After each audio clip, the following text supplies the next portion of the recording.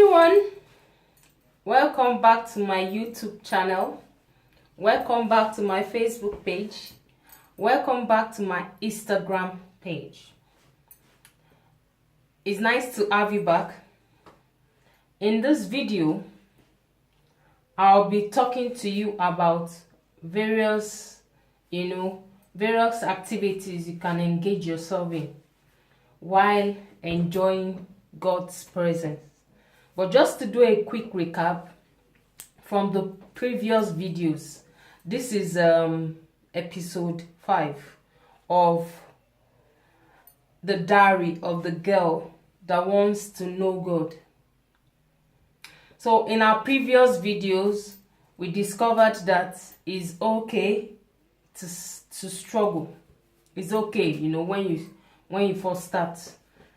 When you start this journey of knowing God, it's okay to struggle. We went further to discover that as Christians, you need to communicate to God. You need to spend time with Him in order to know more about Him, in order to know more about His nature and His attributes. Because it is by knowing His nature and attributes that helps us to be the best of ourselves. That helps us to function in His image and likeness. So having said that, in this video, I'll make us go through different aspects of activities, different things we need to engage in order to enjoy God's presence. Apart from the fact that, like I said, for instance, myself, I'm always using myself as an example so that I'll drive home my points, and so that we'll be on the same level, and we'll be able to understand how working with God works better. So like I've always cited an example that I always commit to time. Sometimes I'm able to commit to those times. Sometimes I'm not, sometimes I'm not able to, maybe due to tiredness or I slept off. So I'm not able to commit to time, or sometimes when the alarm goes off, I'm still feeling sleepy, so I just off it.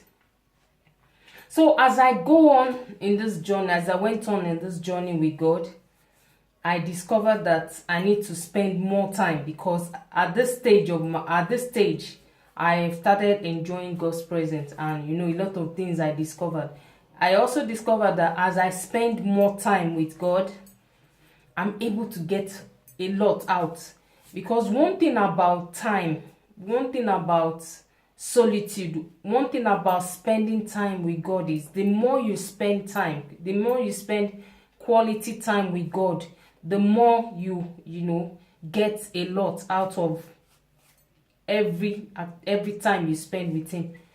So as I said earlier, whenever I go to spend time with God, I take on my book. I have a book that is designated for that time with God. A book idea, my journal, my quiet time, my notebook, just for that purpose, not for any other thing. I don't take them out to jot other things. They are dedicated. That book is dedicated. That notepad is dedicated for the presence of God. So apart from taking that book, I take a pen. There is a pen for that purpose. My Bible and books I intend to study to get an understanding. So moving on, you need to set goals. You need to set system. You need to put systems in place that will help you to be committed. At this level, I don't want to just go and when I feel like it or not. At this level, I am committed. At this level, I can see visible answers, visible changes in my character, in my work with God, in my relationship with men. So I cannot afford to just go 15 minutes. No. It involves sacrifice, it involves consistency, it involves tenacity, it involves resilience, it involves commitment, it involves dedication. So this time I cannot afford to spend even 1 hour with God. As in, I've gotten to a stage where I spend 2 hours, 3 hours, because now it's visible. The benefit I get is unbelievable, is mind-blowing, is something, is like a system that is working for me. So I'm always looking forward to it. So I've gotten to a stage now, depending on my schedule, I create time on a daily basis. Every day I create time to spend at least 2 hours. In a week, I spend roughly 5 days. That is 2 hours on 2 hours. That's 2, 4, 6, 8, 10. 10 hours or beyond for that week or more. So I have set down a routine. A routine in the sense that it must become part of me. I have made it a lifestyle now that is now part of my life. I have to spend time with God. So I build a system where I will go to God at this particular time. Because at first I was struggling to maintain a system, because I wasn't sure. I don't know what I'm expecting. But at this stage, at this system, at this stage of my life, my relationship, I saw it's glaring that the benefit outweighs the loss. So I had to build a system. I had to commit to a certain time of the day. I look at my work schedule, I look at my rota, at work, and see, maybe for instance, when I'm on morning shift, I set aside the evening time. When I'm on evening shift, I set aside the morning time.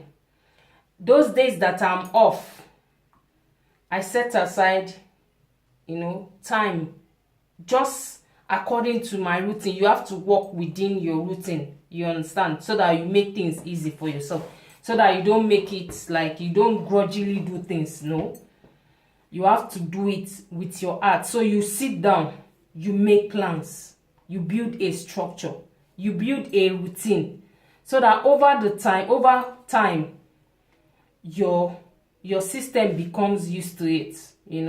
Your system becomes used to this routine. You have to stick to it.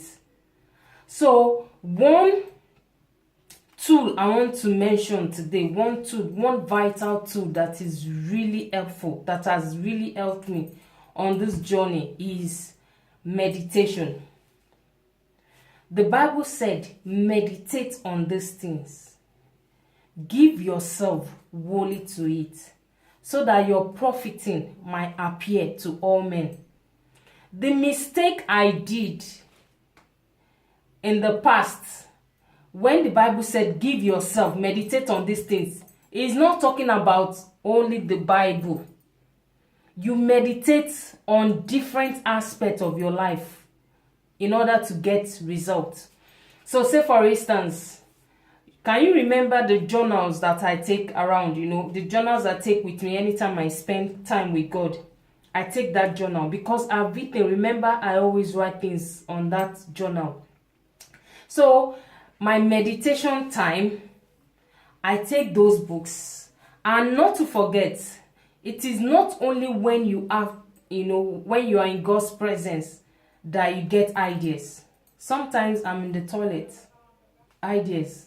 I quickly go get my journal, write down. Sometimes I'm having a wash in the bathroom. I quickly come out of the bathroom, I get my journal and I write down.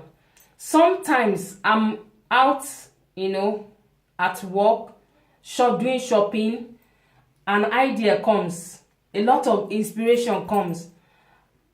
I would advise that you take that journal with you. Anytime, anywhere you go, you take it in your bag. You're not tempted to write other things. Don't write other things, that are not, with in relation to ideas. You write ideas. So you take them in your bag everywhere you go, because idea comes to you every time, because you're committed time, to know God. Now you have to expect idea, because that's the way the mind works. So I take that book. I take it because it's meditation time. So what I'm saying in essence is you have to build a system. There's a time for prayer. There's a time for worship. There's a time for meditation. So my time for meditation. Meditation is a powerful tool that when you get acquainted with it, you will love it. Meditation, the way I meditate is after being inspired by music, because I love music. So after being inspired by music, gospel music that lifts up my spirit, that brings me, to God's presence, I take the journal and I read through all the ideas that I've read, all the ideas that I've written down in the past, maybe in the past 1 week, the past 2 weeks. You need to be consistent. You don't leave ideas lying down for months. No, you have to build a system that, okay, for this week, any idea I gather, or every 2 days, any idea I gather, the third day I have to meditate on those ideas. So you don't just leave ideas waiting. No, you have to give account. You have to be effective. You have to, review those things that you've written down. So my meditation time is my time for going through my ideas. It's not the time to pray. No, I don't pray during meditation. It's a time. Sometimes my meditation time takes 2 hours, depending on how I'm in the flow, how the spirit is communicating, how God is interacting, how my spirit is interacting with the Spirit of God, and how I'm really getting the idea. So why I just take a look at the book in a quiet state. You would have trained yourself to this level. In a quiet state, I just meditate. Meditation means pondering. You just look at that idea, you read it. You might read it over and over again until it gets stuck in your brain. So you now put it in your mind. You're repeating it in your spirit, man. You're meditating. You're pondering on it.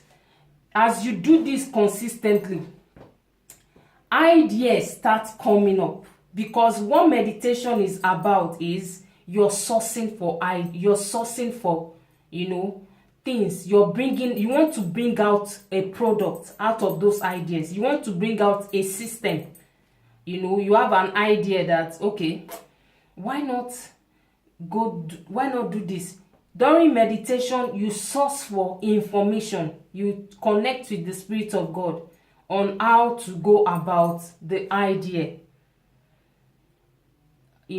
What you need to do, what resources you need to put in place. Do you need to call someone? You write the person's name down. You get their emails. You get their phone calls. As you're meditating, do you need to search and get materials? You write it down. You plan